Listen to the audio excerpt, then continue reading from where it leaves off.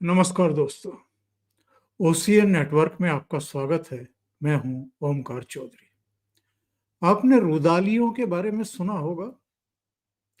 रुदाली जो हर उनका अपना हो या ना हो, अपने से कोई वास्ता हो या ना हो, किसी खास मौके पर बस उनको छाती पीटना है, रोना है और दूसरों को रुलाने की कोशिश करना है, एक माहौल बनाना है।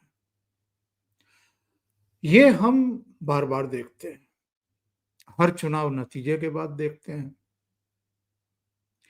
और इंतहा होती जा रही है। ये लोग कभी लगता है कि बांग्लादेश जैसी सिचुएशन क्रिएट करना चाहते हैं, एक अराजक माहौल क्रिएट करो, जितनी भी संवैधानिक संस्थाएं हैं उन पर प्रश्न चिन्ह खड़े कर दो और कुछ ऐसा वातावरण बनाओ राष्ट्रीय अंतर्राष्ट्रीय स्तर पर जिससे ये मैसेज जाए कि भारत में लोकतंत्र खतरे में है और हर जगह एक खास विचारधारा के लोगों को बैठा दिया गया है और जो उस विचारधारा के जो संवाहक है, बस उनके इशारे पर काम कर रहे हैं। हम और आप 2002 से अब 2025 जून आ गया है, तो करीब करीब 23-24 साल से देख रहे हैं नरेंद्र मोदी का एज चीफ मिनिस्टर जो कामकाज रहा गुजरात में, जो गुजरात में पूंजी निवेश आया, वाइब्रेंट गुजरात का जो मॉडल पूरे देश के सामने उन्होंने प्रस्तुत किया, जिसके चलते फिर 2013 सितंबर 13 को भारतीय जनता पार्टी को उन्हें प्रधानमंत्री पद का चेहरा बनाने के लिए मजबूर किया और उसके बाद से हम देख रहे हैं 26 मई 2014 को उन्होंने एज प्राइम मिनिस्टर पहली बार शपथ ग्रहण की और 9 जून 2024 को तीसरी बार प्रधानमंत्री पद की शपथ ग्रहण की। इन 23-24 वर्षों में अगर कांग्रेस, अगर दूसरे विपक्षी दल और उनकी लीडरशिप मोदी को समझ ही नहीं पाए हैं, मोदी को अगर जानते ही नहीं हैं, तो ये क्या खाकर के मोदी का मुकाबला करेंगे। मैं तो ये कह सकता हूं कि जिस तरीके से मोदी काम कर रहे हैं, ये जिंदगी भर सत्ता में वापसी नहीं कर पाएंगे, क्योंकि जिनसे आपका मुकाबला है, अगर आप उस चुनौती को ही नहीं समझ पा रहे हैं, तो क्या खाक रणनीति बनाएंगे और क्या उनसे आप लंबी लकीर खींच पाएंगे। और जिस तरीके से पूरे देश में हर समुदाय में, कुछ को छोड़ दीजिए, वो हमेशा रहा है और यहां भी है, इस कालखंड में भी है, तो हर समुदाय, हर क्षेत्र जो उनको समझ पा रहा है, उनके साथ है, उनमें विश्वास व्यक्त कर रहा है, उसको आप कैसे समझा पाएंगे कि आप उनसे बेहतर करके दिखा सकते हैं। क्योंकि जो आपके अतीत के कारनामे हैं वो तो कुछ और ही गवाही देते हैं, आपके उनसे बेहतर होने की गवाही तो बिल्कुल भी नहीं देते हैं। हमें 3-4 चीजों को समझना पड़ेगा। ये जो राहुल गांधी, मैं इनके आरोप देख रहा था महाराष्ट्र को लेकर के और बिहार को लेकर के, जो ये पेशबंदी कर रहे हैं, इन्होंने जिस तरह की बचकानी बातें की हैं, जो मैं रुदाली वाली बात कर रहा था, कहते हैं कि चुनाव आयोग में अपने हिसाब से लोगों की नियुक्ति की, तो और किसके हिसाब से नियुक्ति होगी? आपके हिसाब से नियुक्ति होगी, या पाकिस्तान के हिसाब से नियुक्ति होगी, या चीन के हिसाब से नियुक्ति होगी? जिस सरकार को इस देश की महान जनता ने चुना है, वो सरकार अपने हिसाब से ही नियुक्ति करेगी और उसके कुछ पैरामीटर्स हैं, उन पैरामीटर्स के तहत नियुक्ति करेगी, या आपके हिसाब से नियुक्ति करेगी? क्योंकि जनता आपको लगातार ठुकरा रही है, तो फिर भी आपकी ही चलेगी। सीबीआई के निदेशक में भी आपकी चलेगी, चुनाव आयुक्त के मामले में भी आपकी चलेगी, अलग अलग यूनिवर्सिटी में जो चांसलर बनाए जाते हैं वहां भी आपकी चलेगी, सारे एजुकेशनल इंस्टीट्यूट्स में और संस्थानों में सब आपकी ही चलती रहेगी पूरी जिंदगी, भले ही जनता आपको ठुकरा रही हो। दूसरे ये कह रहे हैं कि जी वोटर लिस्ट में फर्जी नाम जोड़ दिए गए, तो आप सो रहे थे क्या उस समय? या आपका संगठन जो महाराष्ट्र का था वो सोया हुआ था? क्या कर रहे थे? अगर फर्जी नाम जोड़े गए थे, उनको चैलेंज क्यों नहीं किया गया? और उसी समय चुनाव आयोग से क्यों नहीं कहा गया और प्रमाण के साथ ये बताते कि साहब ये फर्जी नाम जुड़े हुए हैं, आप इनको हटवाइए। तीसरे ये कहते हैं कि वोटिंग का आंकड़ा जरूरत से ज्यादा दिखाया गया। क्या ये संभव है? और अगर ऐसा कोई सबूत आपके पास है, दस्तावेजी सबूत आपके पास है, तो कोर्ट्स खुली हुई हैं, आप कोर्ट में जाकर के साबित कर दीजिए और चुनाव आयोग को भी झूठा साबित कर दीजिए, और जिसकी सरकार बनी है उसको भी आप कटघरे में खड़ा कर दीजिए, लेकिन वो नहीं करेंगे आप। चौथे ये कहते हैं कि जिन इलाकों में भाजपा को हार का डर था वहां फर्जी वोट डलवाए गए। तो भाई अगेन वही बात है, अगर फर्जी वोट डलवाने के आपके पास प्रमाणिक दस्तावेज हैं, सबूत हैं, तो आप क्यों नहीं कोर्ट में जाकर के चैलेंज करते हैं? वहां नहीं जाएंगे क्योंकि ऐसा कुछ है ही नहीं इनके हाथ में। फिर ये कहते हैं कि फिर सबूतों को छुपाया गया। ये इलेक्ट्रॉनिक का जमाना है, डिजिटल का जमाना है, सब कुछ ऑन रिकॉर्ड रहता है। कोई छिपा सकता है क्या चीजों को? तथ्यों को छिपा सकता है? दूसरे, मैंने अपने एक अलग शो में ये बताया था कि राहुल गांधी के नेतृत्व में कांग्रेस कितने राज्यों में और कितनी कितनी बार हार चुकी है। कई राज्यों में तो 3-3 चुनाव लगातार हारी है, कई राज्यों में 2-2 चुनाव हार चुकी है, कुछ राज्यों में एक चुनाव हार चुकी है। बीच बीच में इनकी सरकार बनी, लेकिन अधिकांश राज्यों में भारतीय जनता पार्टी और क्षेत्रीय दल जीत रहे हैं और कांग्रेस पार्टी हार रही है। 3 लोकसभा चुनाव हार गई। तो मैं ये कह रहा था कि आप अगर नरेंद्र मोदी, जो करीब करीब 16-18 घंटे तो रोजाना काम करते ही हैं, जिन्होंने ना मुख्यमंत्री रहते हुए कोई अवकाश लिया, ना प्रधानमंत्री रहते हुए कोई अवकाश लिया, और अब तो उनका जो पुरुषार्थ है, उनका जो कौशल है, उनकी जो दृष्टि है, जो विजन लेकर के चल रहे हैं, नीतियां लेकर के चल रहे हैं, अपने कार्यक्रम लेकर के चल रहे हैं, प्रोजेक्ट जिस तरीके से वो शुरू करते हैं और फिर उसका उद्घाटन करते हैं, अब तो दुनिया मान रही है। भाई सीधी सी बात है, जब वो सत्ता में आए थे, हम पूरी दुनिया में 11th लार्जेस्ट इकोनॉमी थे और अब 4th पर आ गए हैं, और अगले 1.5-2 साल में हम एक पायदान और ऊपर चढ़ करके इस दुनिया की 3 बड़ी आर्थिक महाशक्तियों में अपना स्थान बना लेंगे। पहले नंबर पर अमेरिका, दूसरे नंबर पर चीन और तीसरे नंबर पर भारत आ जाएगा। तो इन तथ्यों को आप झुठला सकते हैं क्या? और पूरे देश में जो काम हो रहे हैं, तो मैं ये कह रहा था कि 3-4 मापदंड हैं जिनके जरिए हम ये देखते हैं कि कोई देश कैसा कर रहा है और उसकी जो लीडरशिप है वो किस प्रामाणिकता के साथ काम करती हुई दिखाई दे रही है और देश को एक दिशा देती हुई दिखाई दे रही है। ये पैरामीटर कौन से हैं? मुख्यतः हम 3 पैरामीटर्स की बात करते हैं। अर्थव्यवस्था किसी देश की कैसी है और किसी लीडरशिप में वो अर्थव्यवस्था कहाँ से कहाँ पहुंची है। तो अर्थव्यवस्था हमारी बढ़िया काम कर रही है।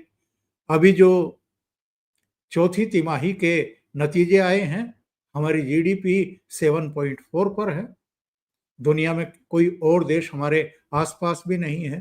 दूसरे, हमारी सैन्य शक्ति कैसी है, तो वो अभी आपने देख लिया।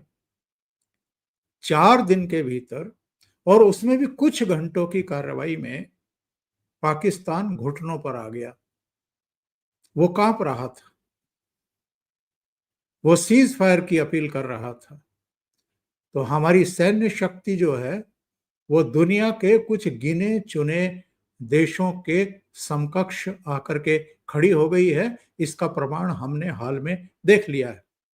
तीसरे, घरेलू मोर्चे पर शांति है क्या, सद्भाव है क्या, खुशहाली है क्या? तो आप अगर देखें तो जो वो शांति की बात है और सद्भाव की बात है, तो कुछ खुराफाती हैं जो शांति को और सद्भाव को पटरी से उतारने की कोशिश करते रहते हैं।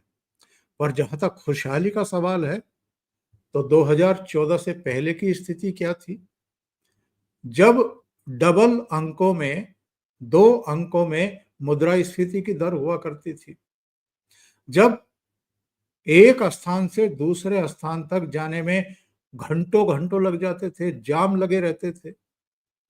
आज क्या स्थिति है? 80 करोड़ आबादी को, और इसमें ये देख करके ये अनाज नहीं दिया जा रहा है कि ये मुसलमान है, ये हिंदू है, ये गरीब है या ये अमीर है। जो पात्र हैं उन 80% लोगों को ये खाद्यान्न उपलब्ध कराया जा रहा है, तो खुशहाली अपने आप आएगी। दूसरी बात यह है कि शांति और सद्भावना के लिए भी लगातार काम कर रही है ये सरकार। अच्छा, विदेश नीति के मोर्चे पर देख लीजिए, रक्षा नीति के मोर्चे पर, अर्थ नीति के मोर्चे पर आप देख लीजिए।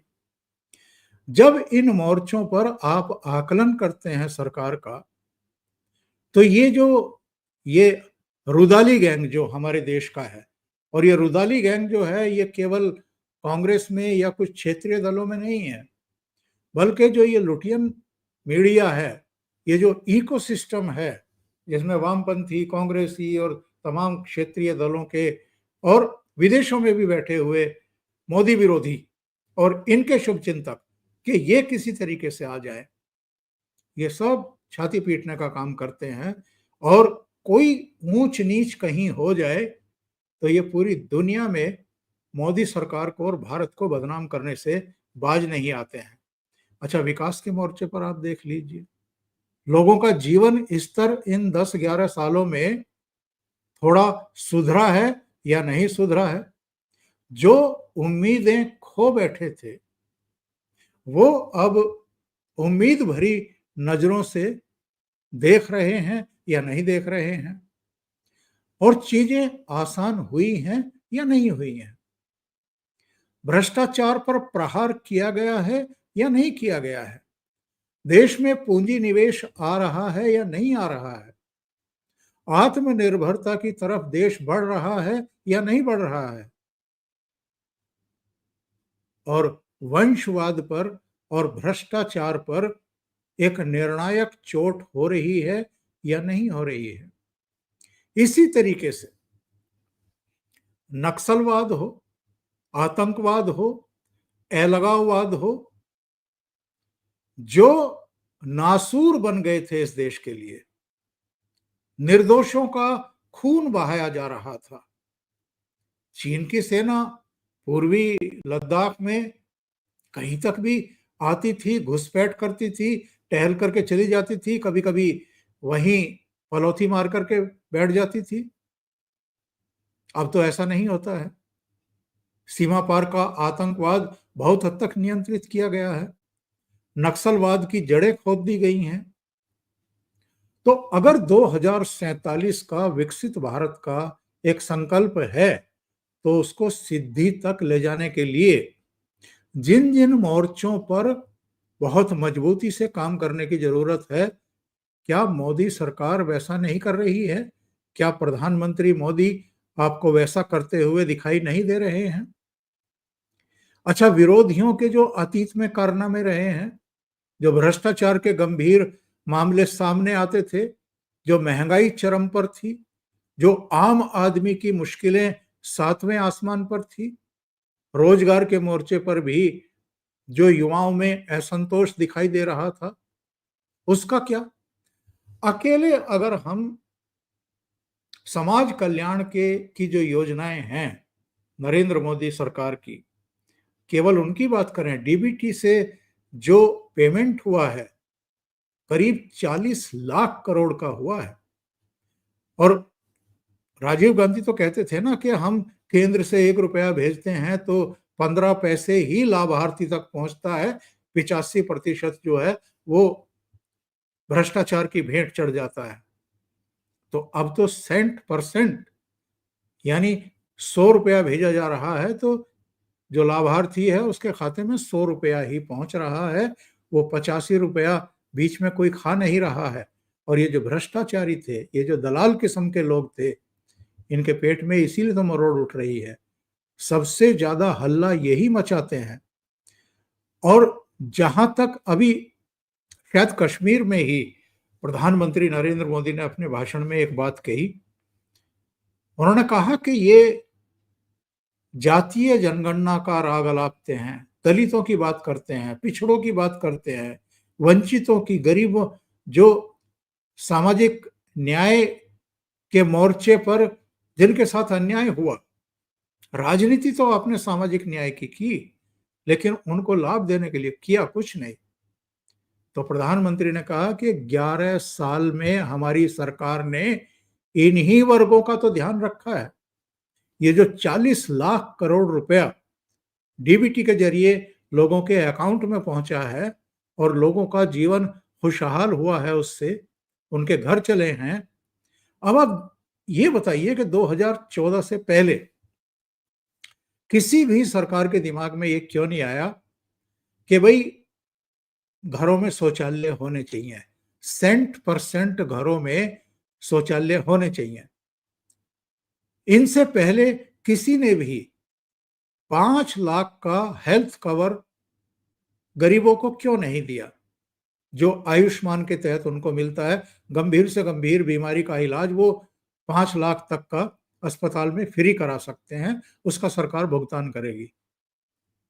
अच्छा, गैस के कनेक्शन फ्री में दिए गरीबों को, बिजली के कनेक्शन दिए और घर बना करके दिए। करीब 4 करोड़ के आसपास घर बना करके दे चुकी है मोदी सरकार। तो ये किन को मिले हैं?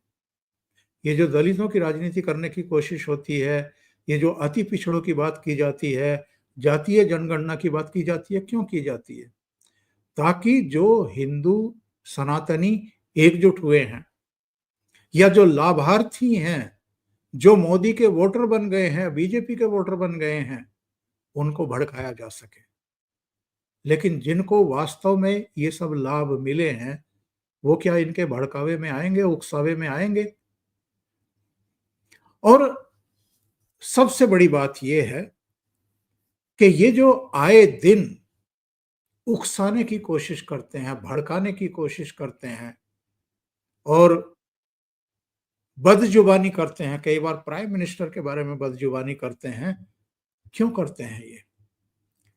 क्योंकि ये जो वंशवादी चेहरे हैं, इन पर भ्रष्टाचार के भी गंभीर आरोप हैं।